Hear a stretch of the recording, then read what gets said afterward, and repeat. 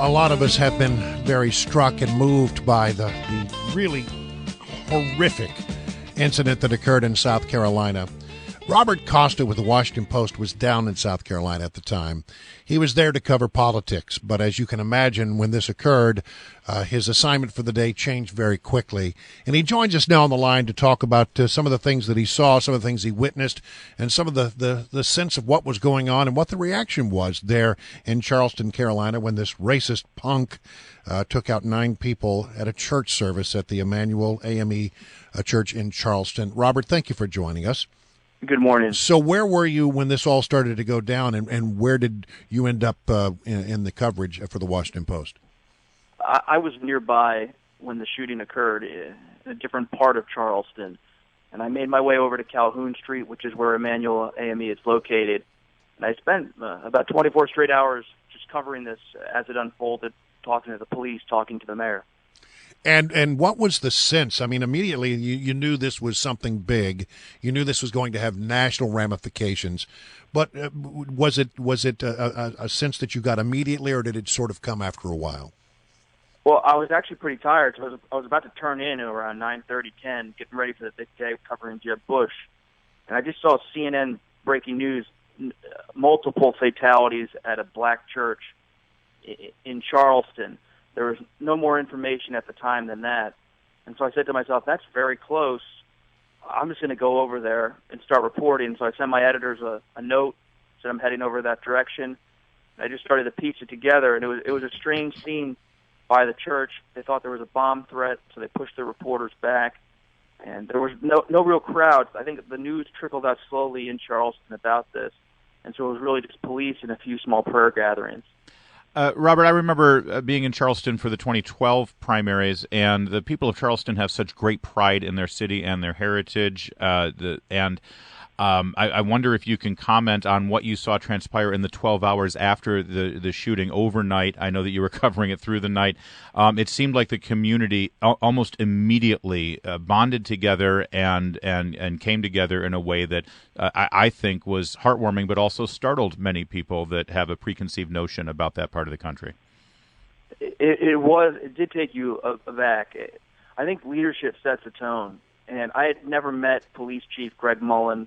I'd never really encountered Mayor Joe Riley, who's been mayor of Charleston since 1975. But when they came there at 1 a.m. on the corner of Meeting Street and Calhoun Street for the first press conference, and to try to just update reporters on what was happening, that the suspect was still at large, they called it a hate crime. They spoke of compassion for the victims, and that those two gentlemen in particular really, I think, set the tone. And you saw the city as it woke up early Thursday morning.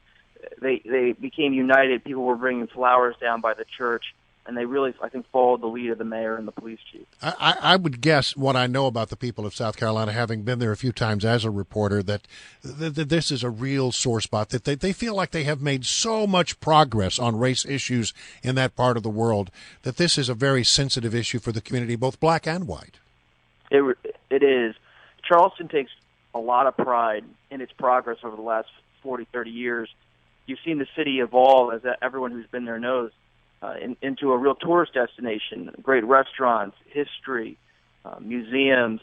And this is an African-American community and white community in the city who, though there are, of course, lingering tensions for historic reasons and maybe socioeconomic ones, this is a peaceful city.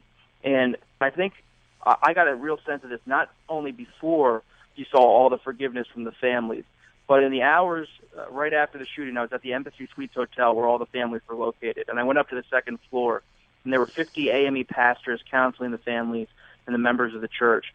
And they just kept speaking of forgiveness, even as the bodies were still inside of the building. And that just struck me as a powerful thing to hear from people who had every right to be furious and angry. I've got to ask you, though, Robert Costa, since you were down there covering the Bush campaign and presidential politics, as you do for the Washington Post, that while those bodies were still lying in that church, something else happened. Not just prayers and not just people coming together, but politics. Already, the politics of this event began almost immediately. Tell me about, first of all, what you saw firsthand, the reaction from the Bush campaign, and I think Lindsey Graham also got down there quickly, of course, it being his state, but also how the people of Charleston reacted to the president making comments about this, all of the candidates coming out, bringing gun control questions into it. Was there some pushback there on the streets of Charleston?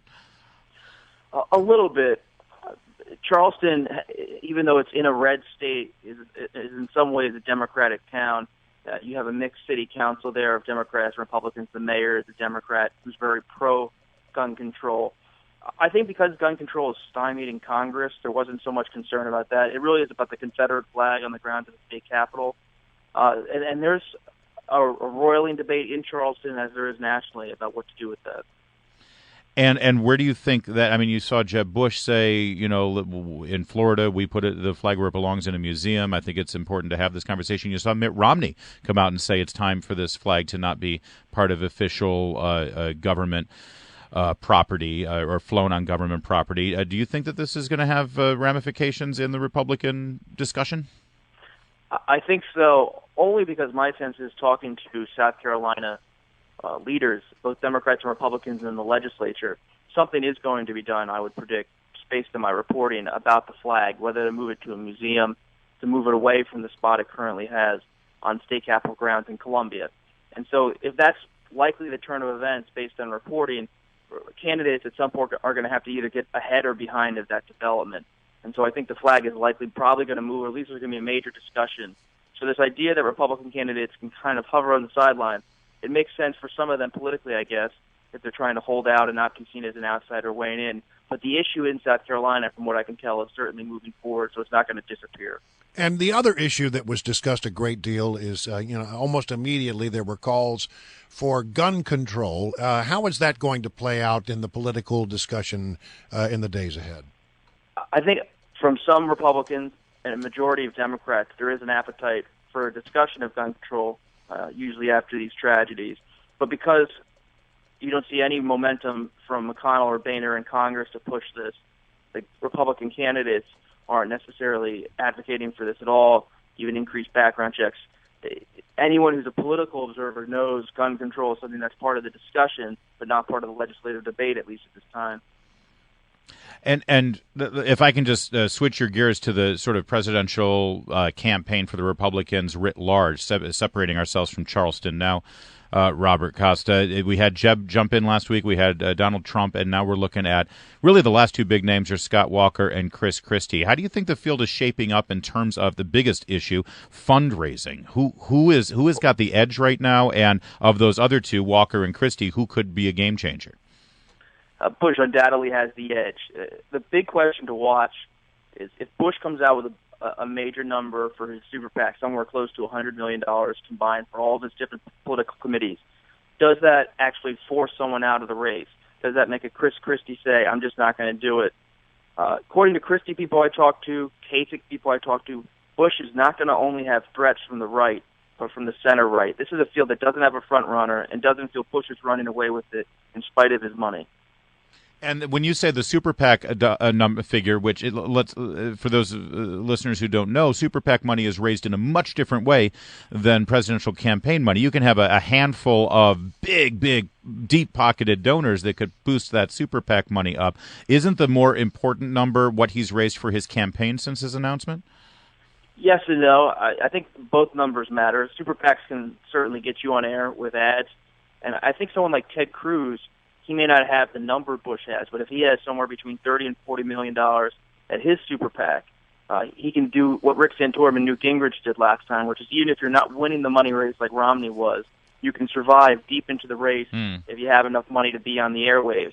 But you're right about the importance of a campaign having money as well, because a campaign, if it raises millions, can spend money on infrastructure on the ground. Right. So you have to have a coupled attack if you're really going to be a successful candidate. Robert Costa with the Washington Post, thank you so much, and good reporting down there.